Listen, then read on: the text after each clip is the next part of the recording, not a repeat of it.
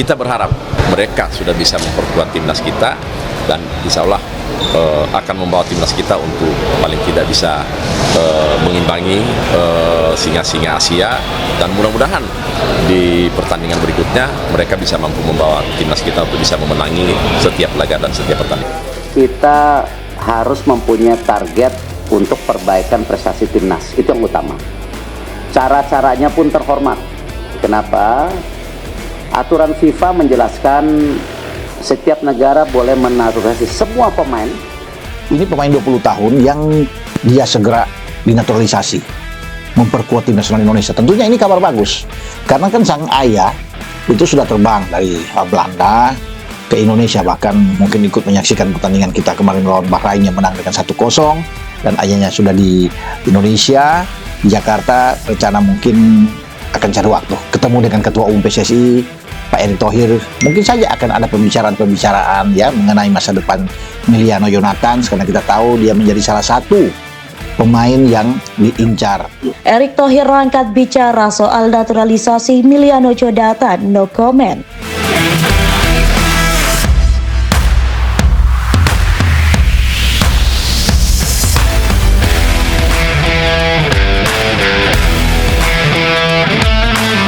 Erick Thohir angkat bicara perihal proses naturalisasi bomber keturunan Belanda Indonesia yakni Emiliano Jonathans. Akhir-akhir ini nama Emiliano Jonathans kembali menjadi perbincangan penggemar sepak bola Indonesia. Pasalnya, pemain berusia 20 tahun itu sempat dikabarkan tengah berada di Indonesia. Saya dan Pak Menteri komitmen sama, kita ingin memfokuskan semua talenta terbaik bangsa Indonesia yang ada di luar negeri untuk memperkuat tim nasional.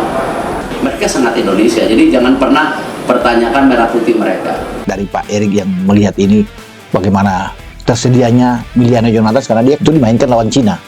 Ya, lawan Cina dan lawan Jepang. Itu terjadi pada bulan Juni. Karena kalau dia datang, artinya lini serang kita, atau dia kan bisa bermain dari posisi sayap, bisa melebar bermain. Itu bagus. Dan dia bisa posisi di kanan. Jadi Klopp, kalau ada Ragnar di kiri, Ole di depan, dan dia ada di kanan. Nah, opsi lain yang bisa dimainkan dengan kehadiran Emiliano ini adalah gelandang serang. Ia diisukan tengah menjalani proses naturalisasi agar bisa membela timnas Indonesia. Sayangnya, isu tersebut tidak bisa dibuktikan kebenarannya. Beberapa waktu lalu, Dennis Jonathans yang merupakan ayah dari sang pemain memang berada di tanah air. Akan tetapi, pria tersebut memiliki agenda tersendiri. Ayah Jonathans hadir ke Indonesia untuk menjadi seorang mualaf. Jelas hal itu tidak ada sangkut pautnya dengan proses naturalisasi sang anak. Kabar ini juga sudah dibantah oleh Komite Eksekutif atau Exco PSSI yakni Arya Sinulinga. Arya menegaskan bahwa pihaknya hingga kini masih belum mengerjakan proses naturalisasi pemain FC Utrecht tersebut. Setelah Arya, Erick Thohir selaku Ketua PSSI juga angkat bicara mengenai hal ini. Erick memilih untuk tidak membuka mulutnya lebar-lebar mengenai isu Jonathans. Ia memilih untuk edit komentar sebelum proses tersebut benar-benar terjadi. Saya tidak bisa komen sebelum prosesnya terjadi, kata Erick dikutip Superbowl.id dari Tribun News. Saya juga tidak bisa komen mana pemain dipilih atau tidak, karena itu kan prosesnya masing-masing, jelasnya. Andai Jonathans benar-benar bergabung, maka timnas memiliki stok bomber yang berlimpah. Andai Jonathans benar-benar bergabung, maka timnas memiliki stok bomber yang melimpah. Untuk saat ini, Indonesia sudah memiliki 6 pemain berposisi penyerang.